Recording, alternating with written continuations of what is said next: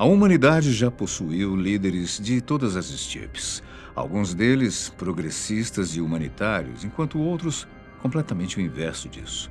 Não só fizeram a população sofrer e aumentaram a pobreza, como mataram muitos civis inocentes, simplesmente por não concordarem com o regime. A seguir, uma lista dos 12 piores líderes mundiais e como foi a queda deles. Que bom estarmos juntos mais uma vez. Espero que esteja tudo bem com você. Número 12. Benito Mussolini, Itália, 1945. Benito Mussolini começou como muitos tiranos começam, falando em justiça, igualdade e revolução. Filho de uma família pobre, flertou com o socialismo quando ainda acreditava que a mudança viria das massas. Mas a derrota da Itália na Primeira Guerra Mundial feriu mais do que o território. Feriu o ego nacional. E Mussolini percebeu que a frustração coletiva era uma arma perigosa. Abandonou o socialismo sem olhar para trás e criou algo muito mais perigoso: o fascismo. Um discurso inflamado, nacionalista, violento e profundamente antidemocrático, que prometia restaurar a glória romana à força. Em 1922, mostrou que já não precisava convencer, bastava intimidar. 50 mil camisas negras marcharam sobre Roma e o medo abriu as portas do poder. No governo, Mussolini construiu um Estado baseado na repressão. Opositores desapareceram, partidos foram esmagados e a imprensa virou propaganda. Comunistas e socialistas foram caçados como inimigos do Estado. Aliado de Hitler, o ditador italiano mergulhou no antissemitismo, aprovando leis raciais que condenaram milhares de judeus à deportação, à tortura e à morte. A promessa de grandeza, porém, revelou-se uma farsa sangrenta. A Itália entrou na Segunda Guerra Mundial despreparada, humilhada e derrotada, batalha após batalha. O novo Império Romano só não desmoronou antes porque a Alemanha nazista precisou socorrer o seu aliado repetidas vezes. O mito do líder forte começou a ruir. Em 1943, traído pelos seus próprios aliados políticos e abandonado pelo rei, Mussolini foi deposto e preso. Hitler ainda tentou salvar o amigo, enviando paraquedistas para resgatá-lo num golpe ousado. Mas o fascismo já estava morto. O que restava era apenas um homem fugindo do seu próprio legado. Tentou governar uma república fantoche no norte da Itália, sob proteção nazista, mas fracassou. Em 1945, disfarçado e em fuga rumo à Suíça, foi reconhecido por partisãos italianos, normalmente formados por guerrilheiros judeus. Não houve julgamento, discurso ou redenção. Mussolini foi fuzilado ao lado da sua amante. O ditador que prometia eternidade terminou exposto, pendurado em praça pública, enquanto a multidão cuspia e o golpeava, com todo o mérito. O fim de um regime que nasceu do ódio e morreu engolido por ele. Número 11. Adolf Hitler. Hitler não surgiu como um monstro pronto. Quando jovem, era um homem fracassado, sem carreira, sem reconhecimento e com um ressentimento profundo do mundo. A derrota da Alemanha na Primeira Guerra Mundial foi o terreno fértil perfeito para esse rancor crescer. Enquanto o país afundava numa crise econômica e humilhação internacional, Hitler encontrou algo mais poderoso do que um talento, um inimigo para culpar. Transformou frustração em ideologia, criou uma narrativa simples e perigosa. A Alemanha havia sido traída por inimigos internos, judeus, comunistas, intelectuais, e precisava ser purificada. Com discursos hipnóticos e propaganda massiva, conquistou multidões desesperadas por sentido, ordem e vingança. Ao chegar ao poder em 1933, Hitler desmontou a democracia peça por peça, incendiou o parlamento, perseguiu opositores, proibiu partidos e transformou o Estado numa máquina totalitária. A Alemanha virou um campo de vigilância e medo. Quem discordava simplesmente desaparecia. Quem questionava era silenciado. O antissemitismo deixou de ser discurso e virou política de extermínio. Campos de concentração se multiplicaram. Milhões de judeus, ciganos, deficientes, homossexuais e dissidentes foram presos, torturados e assassinados de forma industrial. O Holocausto não foi um desvio, foi um projeto de Estado meticulosamente planejado. Convencido da sua própria genialidade, Hitler lançou a Europa na Segunda Guerra Mundial. No início, parecia invencível. País após país caiu. Mas a arrogância foi a sua armadilha, como sempre é nessas circunstâncias. Abriu frentes de batalha demais, subestimou inimigos e levou a Alemanha a uma guerra impossível de ser vencida. Quando o cerco se fechou, o Führer mostrou sua verdadeira face. Isolado, paranoico e disposto a sacrificar o próprio povo. Ordenou que cidades fossem destruídas, que soldados lutassem até a morte, que crianças fossem enviadas ao front. Se a Alemanha não pudesse vencer, ela seria queimada com ele. Em 1945, com Berlim em ruínas e o Exército Vermelho a poucos metros, Hitler se refugiou num bunker subterrâneo, abandonado por aliados, traído por generais e confrontado pelo fracasso absoluto. Ele escolheu não enfrentar julgamento nem humilhação pública. Ao lado de sua amada Eva Braun, Hitler acabou tirando a própria vida. O seu corpo foi queimado às pressas enquanto o regime que prometia durar 1000 anos desmoronava em apenas 12. Hitler morreu como viveu, escondido, consumido pelo ódio e deixando atrás de si um rastro de morte, ruínas e vergonha histórica. Número 10. Salvador Allende, Chile, 1973. Se há entre os presidentes aqui citados alguém que realmente caiu numa armadilha, este foi Salvador Allende, presidente do Chile entre 70 e 73. Allende chegou ao poder pelo voto, não pela força. Médico, socialista e veterano da política chilena, acreditava que era possível fazer uma revolução sem fuzis, sem campos de prisioneiros, sem culto à personalidade. A sua proposta era simples e, ao mesmo tempo, provocativa para as classes elitizadas. Usar a democracia para desmontar estruturas históricas de desigualdade. Ele nacionalizou a principal riqueza do Chile, cobre. Ampliou políticas sociais e enfrentou interesses poderosos, dentro e fora do país. Para os seus apoiadores, Allende era a chance de um Chile mais justo. Para os inimigos, era uma ameaça intolerável. A reação foi implacável. A economia passou a ser sabotada, greves foram incentivadas e o desabastecimento virou arma política. Documentos hoje confirmam que os Estados Unidos atuaram ativamente para enfraquecer a economia chilena, temendo que o sucesso de Allende inspirasse outros países da América Latina. O país se polarizou.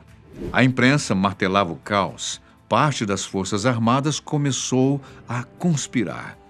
Allende sabia que estava cercado, mas se recusou a romper a legalidade. Não fechou o Congresso, não armou milícias, não dissolveu a Constituição. Apostou até o fim nas instituições, mesmo quando elas já não o protegiam mais. Em setembro de 1973, os tanques cercaram Santiago. Aviões bombardearam o Palácio de la Moneda, símbolo do poder civil. Allende permaneceu lá dentro, vestindo um capacete, empunhando um fuzil que havia recebido de Fidel Castro. Fez o seu último discurso pelo rádio, não pedindo vingança, mas deixando um testamento político. Falou de dignidade, de história, de um futuro que ainda viria. E então, isolado com o palácio em chamas e sem saída, Salvador Allende morreu. Oficialmente, suicídio. Para muitos, um ato final de coerência. Não se render, não fugir, não legitimar os golpistas. A sua queda não foi o fim de um regime autoritário, como muitos outros aqui listados, mas, segundo seus admiradores, foi o início de um. O golpe abriu caminho para a ditadura número 9, de Augusto Pinochet. Pinochet, ao contrário do seu antecessor, Não chegou ao poder como um líder carismático ou ideológico. Chegou como um militar discreto, aparentemente leal, promovido pelo próprio Salvador Allende poucos dias antes do golpe. Foi essa aparência de neutralidade que tornou a sua ascensão ainda mais brutal.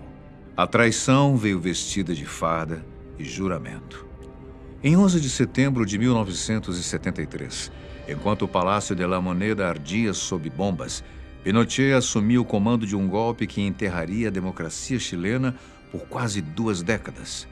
O que se seguiu não foi apenas uma mudança de governo, foi uma operação de terror do Estado.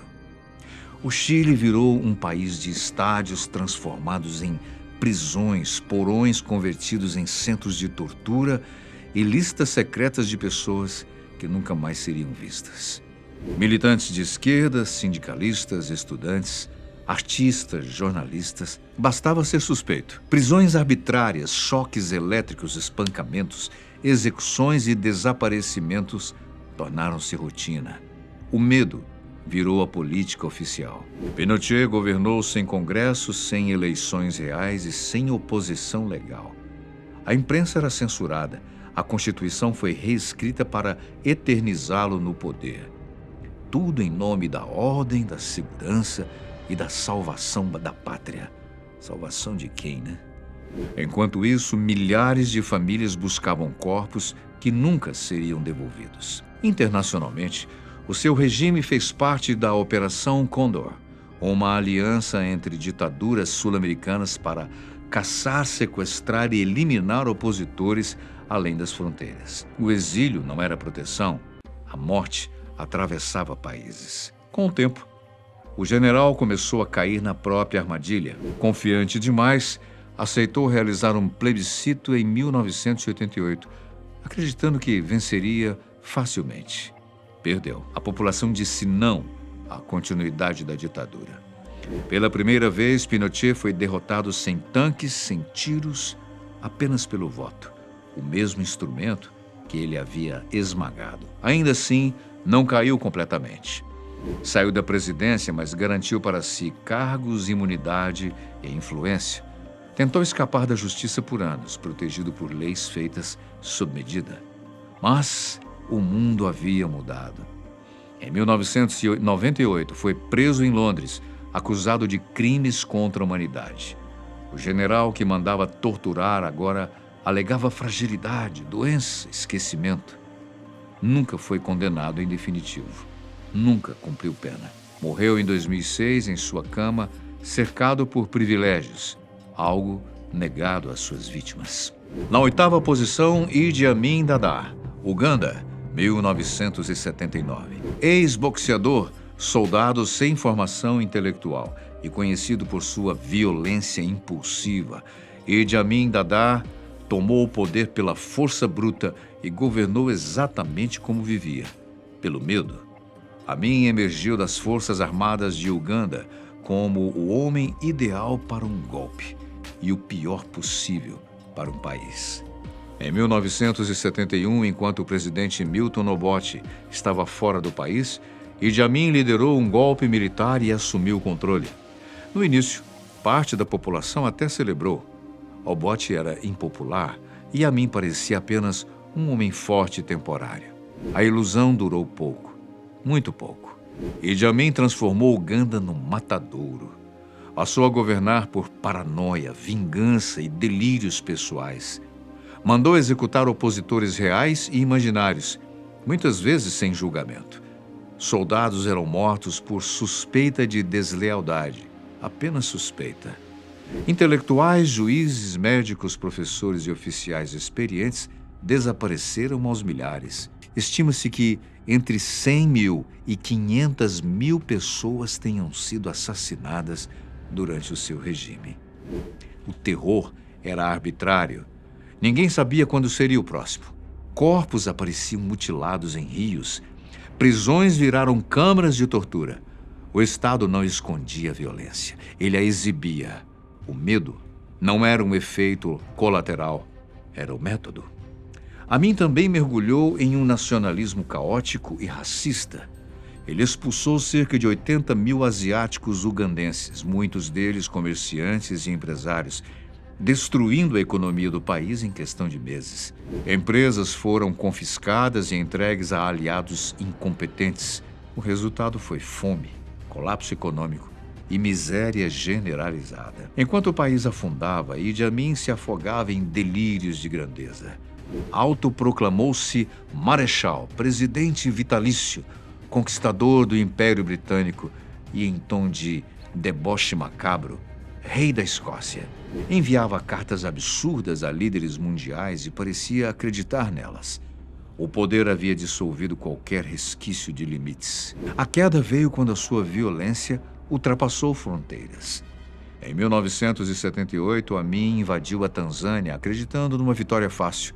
Foi o seu erro fatal. As forças tanzanianas reagiram, avançaram até Kampala e, em 79, derrubaram o regime. Diferente de tantos outros ditadores, Amin não enfrentou julgamento nem morte violenta. Fugiu. Primeiro para a Líbia, depois para a Arábia Saudita. Viveu décadas no exílio, protegido, confortável e impune. Morreu em 2003 numa cama de hospital, longe das valas comuns que ele deixou para trás. Número 7. Pol Pot, Camboja, 1979. Pol Pot não queria apenas governar o Camboja. Queria apagar o país e recriá-lo do zero.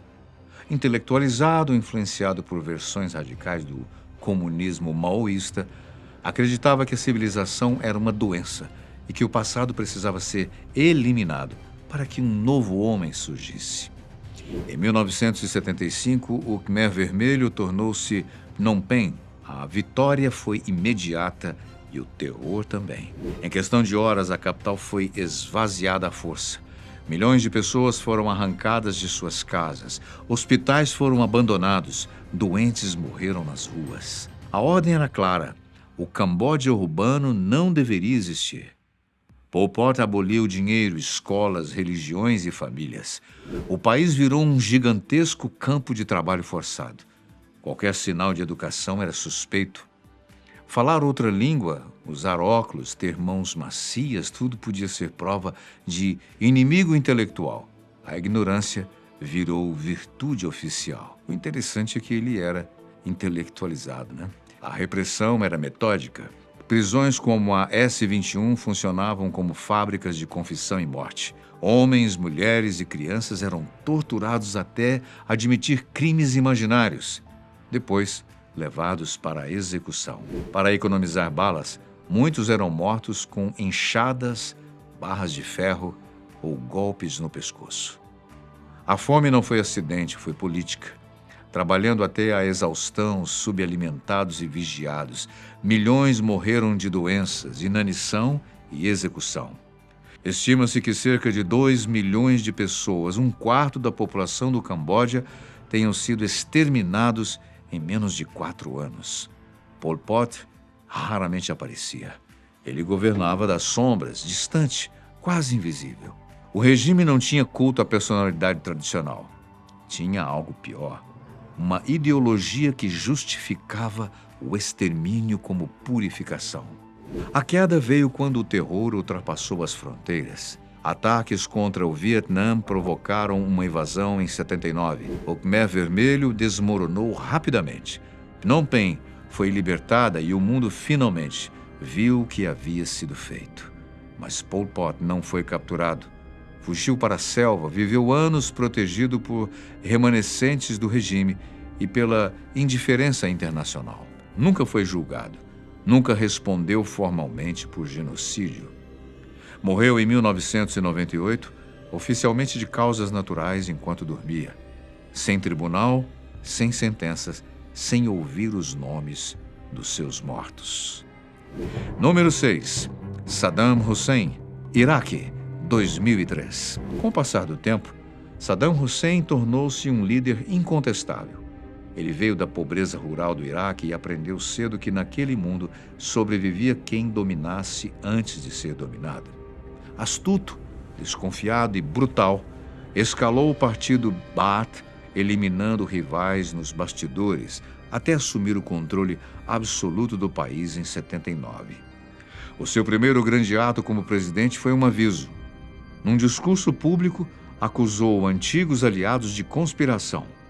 Um a um, eles foram retirados do auditório. Muitos seriam executados dias depois.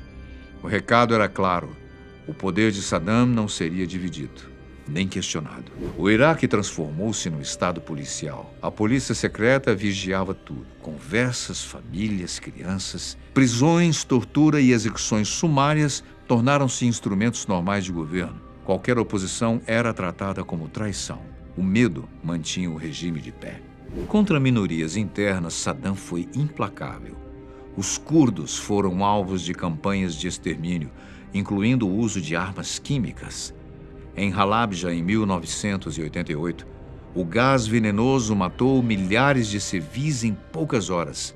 Mulheres, crianças, idosos, ninguém foi poupado. O Estado atacava o próprio povo. No plano externo, Saddam apostou na guerra como afirmação de grandeza. Arrastou o Iraque para um conflito devastador contra o Irã, que durou 8 anos e custou centenas de milhares de vidas. Exaurido, endividado e ainda convencido da sua invencibilidade, cometeu o erro que selaria o seu destino: invadir o Kuwait em 1990. A resposta internacional foi esmagadora. Derrotado na Guerra do Golfo, Saddam permaneceu no poder, mas enfraquecido, isolado e cercado por sanções que mergulharam a população na miséria. Enquanto o povo passava fome, o ditador mantinha palácios, luxo e culto à própria imagem, um ritual que costuma ser comum aos ditadores. Por mais de uma década, governou como um sobrevivente encurralado, cada vez mais paranoico, violento e desconectado da realidade. Até que, em 2003, os Estados Unidos invadiram o Iraque. O regime colapsou em semanas. Os símbolos do poder ruíram tão rápido quanto haviam sido erguidos. Saddam fugiu. O homem que comandava exércitos passou a se esconder como um criminoso comum. Foi encontrado meses depois, encolhido num buraco no chão, sujo, desorientado, irreconhecível. A imagem correu o mundo, você deve se lembrar. O ditador reduzido a escombros humanos. Julgado por crimes contra a humanidade, Saddam Hussein foi condenado à morte. Em 2006 foi enforcado. Não caiu como Marte, nem como um líder derrotado em batalha. Caiu como alguém vencido pela própria lógica de violência que ele construiu. Saddam governou pelo terror e no fim descobriu que o terror não protege ninguém. Número 5. Osama Bin Laden, Paquistão, 2011. Por mais estranho que possa parecer, o berço de Bin Laden não era como o da maioria dos soldados que ele ordenou. Pelo contrário, nasceu em berço de ouro, herdeiro de uma poderosa família saudita ligada à construção civil e próxima da elite do poder. Poderia ter vivido no conforto absoluto, mas escolheu outro caminho: transformar a própria fé em arma e o ressentimento em guerra. Durante a invasão soviética do Afeganistão, nos anos de 1980, Bin Laden encontrou propósito. Com dinheiro, conexões e fanatismo crescente, financiou e organizou combatentes islâmicos. Ali nasceu a Al-Qaeda, não como um exército tradicional, mas com uma ideia: atacar o inimigo em qualquer lugar a qualquer custo, usando o terror como mensagem. Com o fim da Guerra Fria, Bin Laden passou a enxergar os Estados Unidos como o grande inimigo do Islã. Condenava a presença militar americana no Oriente Médio e passou a declarar guerra aberta ao Ocidente. Seus discursos misturavam religião, política e apelo messiânico. Para os seus seguidores, ele era um líder espiritual. Para o mundo, um arquiteto da morte. Os atentados vieram em sequência. Embaixadas, navios, alvos civis. Até que, em 11 de setembro de 2001, Bin Laden cruzou um limite irreversível. Aviões sequestrados atingiram as Torres Gêmeas e o Pentágono americano. Quase 3.000 pessoas morreram. O impacto não foi apenas humano, foi simbólico. O mundo entrou numa nova era de medo. É claro que a resposta foi imediata. Os Estados Unidos lançaram uma chamada Guerra ao Terror. Invadiram o Afeganistão e desmontaram o regime que o protegia. Bin Laden fugiu. Durante quase uma década, tornou-se um fantasma, movendo-se entre cavernas, fronteiras e casas seguras, traído pelo próprio isolamento que ele acreditava ser proteção. Em 2011, foi finalmente localizado no Paquistão, não numa caverna, mas numa casa murada, escondido da própria vizinhança. Forças especiais americanas invadiram o local numa operação relâmpago. Bin Laden foi morto a tiros. Seu corpo foi levado e sepultado no mar. Número 4. Zine El Abidine Ben Ali, Tunísia, 2011. Zine Ben Ali acreditava ter construído um poder sólido. Durante 24 anos, governou a Tunísia com mão firme, censura eficiente e uma polícia acostumada a sufocar qualquer dissidência. Mas regimes assim costumam ruir não por grandes conspirações, e sim por pequenos atos de desespero.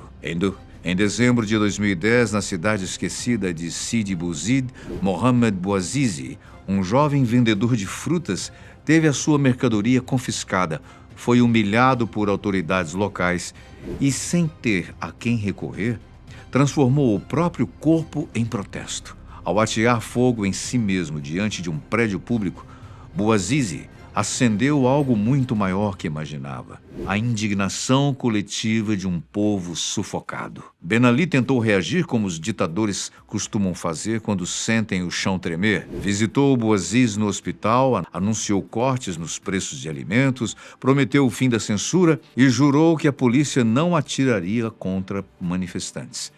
Mas já era tarde. As suas palavras soaram vazias diante de anos de repressão acumulada. A morte de Bouazizi foi o ponto de não retorno. Protestos explodiram por toda a Tunísia e atravessaram fronteiras. O que começou ali, logo derrubaria governos no Egito e na Líbia, inaugurando a chamada Primavera Árabe. Em janeiro de 2011, Ben Ali fez aquilo que tantos antes dele fizeram. Fugiu. Deposto, condenado a 35 anos de prisão à revelia, escapou para o exílio na Arábia Saudita, longe do povo que governou por décadas. Morreu em 2019, aos 83 anos, carregando o peso de ter sido o primeiro dominó a cair numa cadeia histórica de revoltas que mudaria o mundo árabe. Número 3. Muammar Gaddafi, Líbia, 2011. Muammar Gaddafi chegou ao poder como um jovem oficial que prometia libertar a Líbia do colonialismo e da corrupção. Em 1969, derrubou o rei Idris sem disparar um único tiro. No início, foi visto como um revolucionário. Com o tempo, revelou-se algo diferente.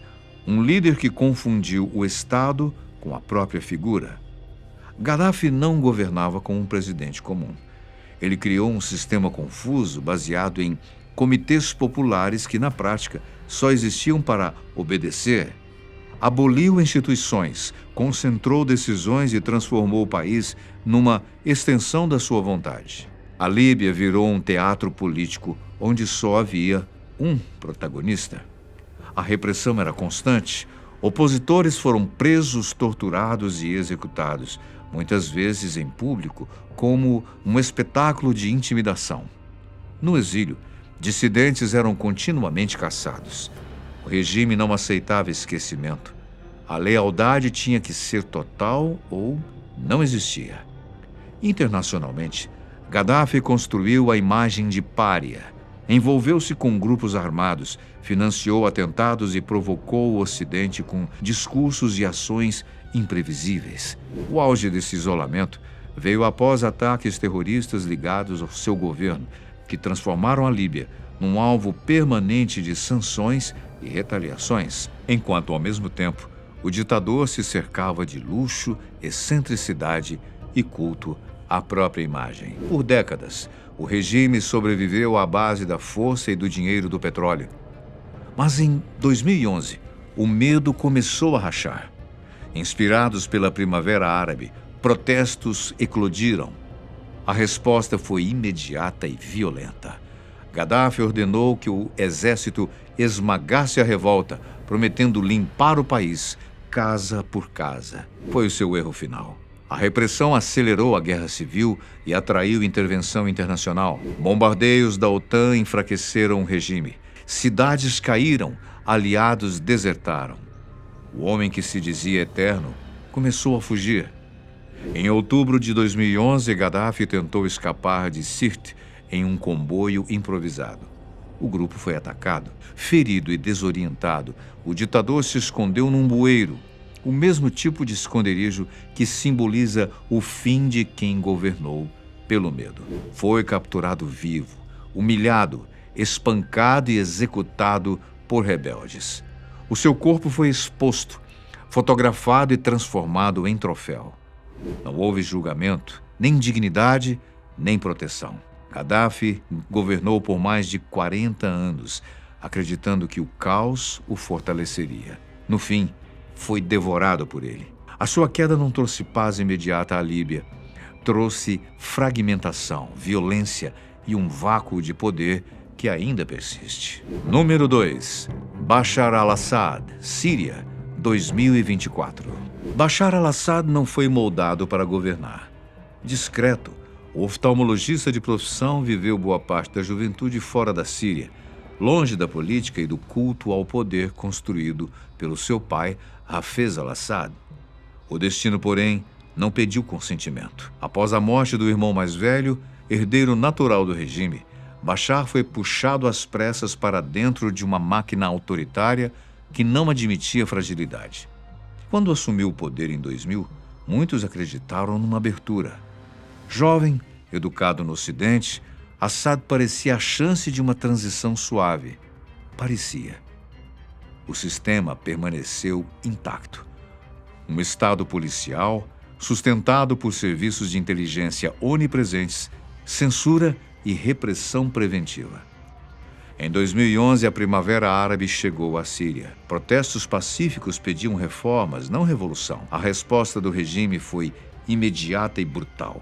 Prisões em massa, tortura sistemática, tiros contra manifestantes. O recado foi claro. Qualquer concessão seria vista como fraqueza. E fraqueza, naquele sistema, era sentença de morte. A repressão incendiou o país. O que começou como protesto virou guerra civil. Assad escolheu sobreviver a qualquer custo. Cidades foram cercadas, bombardeadas, deixadas à fome. Hospitais viraram alvos. Escolas, mercados e bairros inteiros foram reduzidos a escombros. Armas químicas foram usadas contra civis, cruzando linhas que o mundo jurava que fossem intransponíveis. Enquanto o país sangrava, Assad não caiu. Foi salvo por alianças estratégicas. A Rússia entrou com aviões e bombas. O Irã entrou com milícias e dinheiro. O regime se ergueu sobre as ruínas humanas. A lógica era simples. Melhor um ditador conhecido do que o colapso total. Milhões fugiram do país. Outros milhões ficaram presos entre frentes de batalha. A Síria foi despedaçada. Assad permaneceu. Diferente de outros líderes dessa lista, Bashar al-Assad não terminou fuzilado, capturado ou exilado. Terminou, até agora, no poder. Ele governa um país destruído, esvaziado, traumatizado. Um estado que sobrevive, mas não vive. O seu regime não caiu numa armadilha clássica. Criou algo ainda mais cruel. Um equilíbrio sustentado por cadáveres, silêncio e cansaço internacional. Assad venceu não por força moral ou legitimidade, mas porque o mundo aceitou que o horror se tornasse rotina. Em primeiro lugar, Nicolás Maduro, Venezuela, 2026. Nicolás Maduro não foi um revolucionário. Foi o sucessor de um mito que já havia transformado a Venezuela num experimento político radical. Militante sindicalista e protegido de Hugo Chávez, Maduro assumiu a presidência em 2013, após a morte do líder chavista. Menos carismático e mais pragmático do que o seu mentor, ele rapidamente revelou a face mais sombria do chavismo, aquela que se apoia no medo, no aparato de um Estado e repressão para manter-se no poder. A Venezuela, já fragilizada por gestão econômica e dependência extrema do petróleo, desabou sob Maduro. A inflação virou hiperinflação. O dinheiro perdeu valor e a escassez se transformou em fome e os serviços básicos entraram em colapso, criando uma das maiores crises migratórias do hemisfério sul. Politicamente, ele desmontou a democracia à maneira de muitos autoritários modernos, controlou o judiciário, esvaziou o parlamento, manipulou o sistema eleitoral e perseguiu a oposição incansavelmente. Ele fechou o espaço para vozes dissidentes e prendeu, torturou ou intimidou líderes políticos, jornalistas e ativistas, criando um ambiente onde discordar era perigoso demais. Organizações internacionais e missões da ONU concluíram que essas práticas faziam parte de uma política sistemática de repressão política que se aproxima de crimes contra a humanidade. O regime não só reprimiu opositores, mas também usou serviços de inteligência e forças armadas para aterrorizar a população. Centros de detenção como El Helicoide tornaram-se símbolo de tortura, sofrimento e desaparecimentos. Sinônimos de um Estado que trata a crise interna como brutalidade institucionalizada. Maduro consolidou seu poder também por meio de esquemas de corrupção inseridos no âmago do Estado, incluindo manipulação de programas sociais e contratos públicos que enriqueceram aliados e afundaram ainda mais a economia. A Venezuela foi frequentemente listada entre os países com níveis mais altos de corrupção do mundo, alimentando ressentimento e desespero. As eleições sob o seu comando, especialmente a de 2024, foram amplamente desacreditadas pela oposição e por observadores internacionais, com acusações de fraude, exclusão de mandatos e intimidação eleitoral. Tudo isso criou um modelo de poder que não se sustentava nem por votos, nem por direitos, mas sim por medo, repressão e desgaste das instituições. Em janeiro de 2026, a história deu um giro dramático. Numa operação militar, forças dos Estados Unidos capturaram Nicolás Maduro e sua esposa, Cília Flores, encerrando um período de governo que muitos descrevem como ditatorial e profundamente prejudicial ao povo venezuelano. Maduro não foi deposto por revolta popular tradicional nem por um golpe interno clássico. Foi alcançado por uma intervenção externa num contexto de colapso total, um retrato moderno de como um líder pode perder o controle quando aliados se esgotam, instituições desmoronam e o próprio Estado, antes usado para a repressão, não consegue mais garantir a sua permanência. O seu fim, longe de um julgamento doméstico, de exílio ou de captura pela própria população, espelha o destino de regimes que se mantêm pela força. Sobrevivem até que ninguém mais acredite no contrato social que um dia os legitimou. O que achou desse vídeo? Deixe os seus comentários. Nós agradecemos muitíssimo a sua companhia, sempre especial. A gente se vê num próximo vídeo.